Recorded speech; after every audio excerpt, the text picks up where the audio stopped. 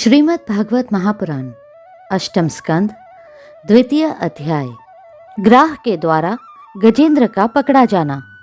श्री सुखदेव जी ने कहा, परीक्षित, श्री सागर में त्रिकूट नाम का एक प्रसिद्ध, सुंदर एवं श्रेष्ठ पर्वत था। वह 10,000 योजन ऊंचा था। उसकी लंबाई चौड़ाई भी चारों ओर इतनी ही थी। उसके चांदी, लोहे और सोने के 3 शिखरों की छटा से समुद्र, दिशाएं और आकाश जगमगाते रहते थे। और भी उसके कितने ही शिखर ऐसे थे जो रत्नों और धातुओं की रंग बिरंगी छटा दिखाते हुए सब दिशाओं को प्रकाशित कर रहे थे। उनमें विविध जाति के वृक्ष, लताएं और झाड़ियां थीं।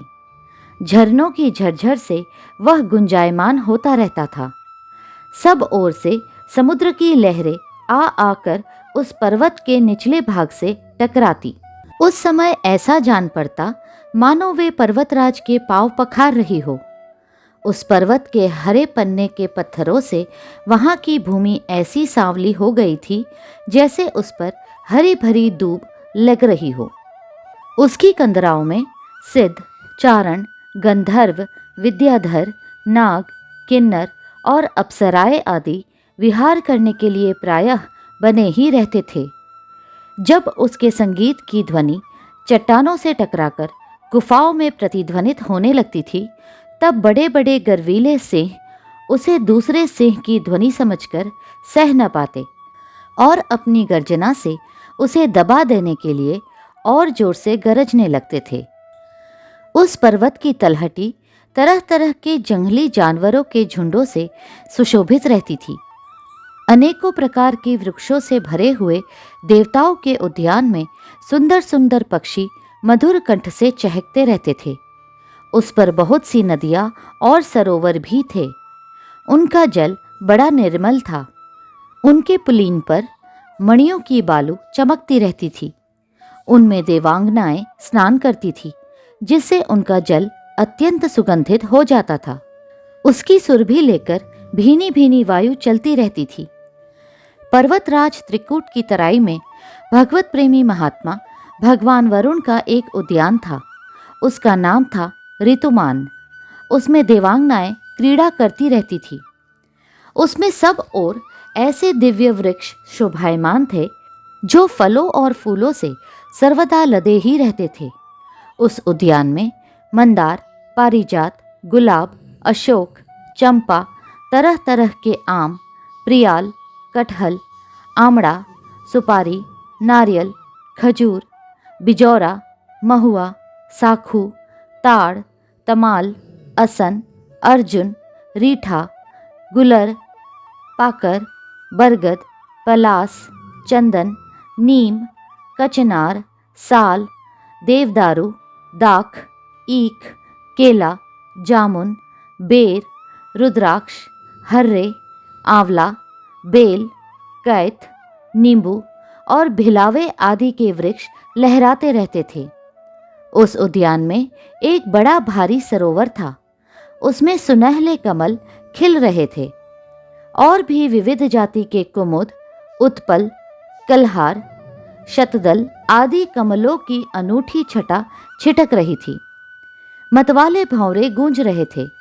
मनोहर पक्षी कलरव कर रहे थे। हंस, कारंडव, चक्रवाक और सारस दल के दल भरे हुए थे।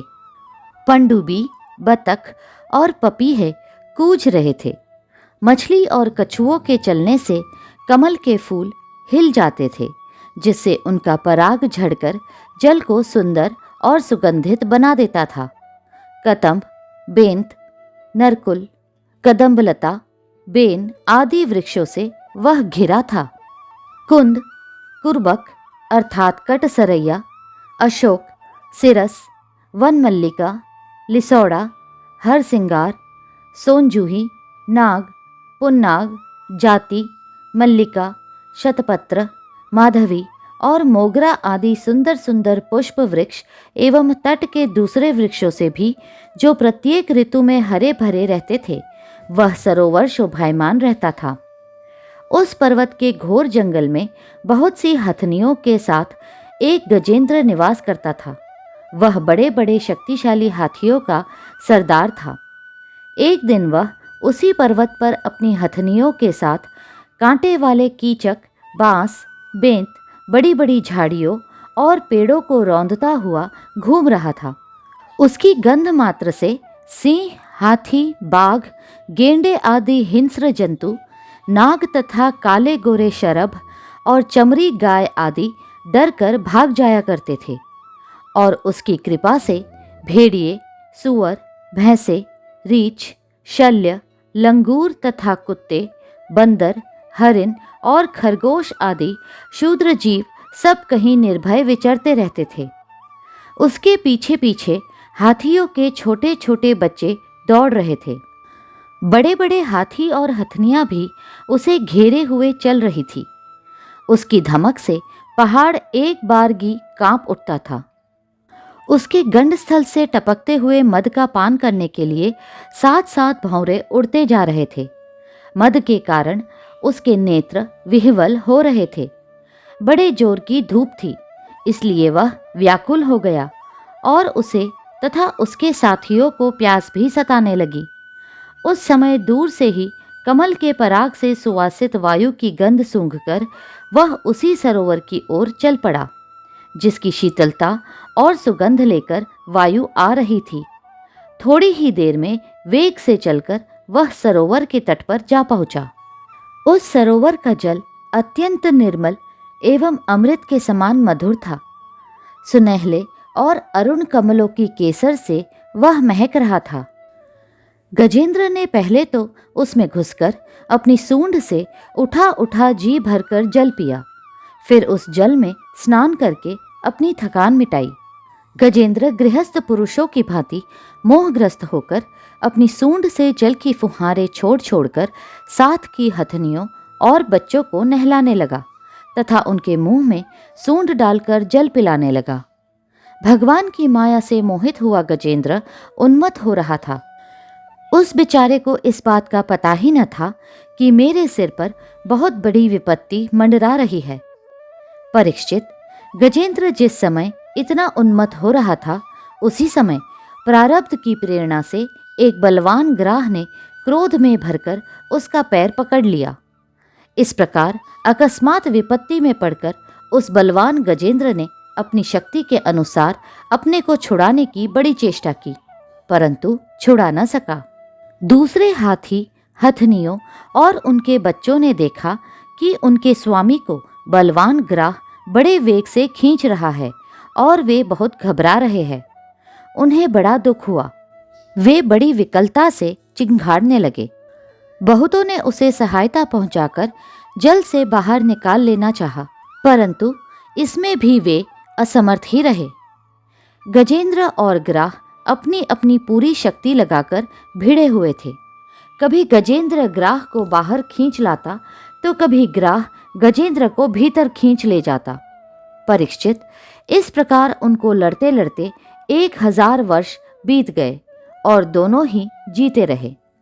यह घटना देखकर देवता भी आश्चर्यचकित हो गए। अंत में बहुत दिनों तक बार बार जल में खींचे जाने से गजेंद्र का शरीर शिथिल पड़ गया। न तो उसके शरीर में बल रह गया और न मन में उत्साह। शक्ति भी क्षीण हो गई। इधर ग्राह तो जलचर ही ठहरा, इसलिए उसकी शक्ति क्षीण होने के स्थान पर बढ़ गई। वह बड़े उत्साह से और भी बल लगाकर गजेंद्र को खींचने लगा। इस प्रकार देहाभिमानी गजेंद्र अकस्मात प्राण संकट में पड़ गया और अपने को छुड़ाने में सर्वथा असमर्थ हो गया। बहुत देर तक उसने अपने छुटकारे के उपाय पर विचार किया। अंत में वह इस निश्चय पर पहुंचा, यह ग्राह विधाता की फांसी ही है। इसमें फंसकर मैं आतुर हो रहा हूँ। जब मुझे मेरे बराबर के हाथी भी इस विपत्ति से न उबार सके, तब ये बेचारी हथनियाँ तो छुड़ा ही कैसे सकती है। इसलिए अब मैं संपूर्ण विश्व के एकमात्र आश्रय भगवान की ही शरण लेता हूँ। काल बड़ा बली है।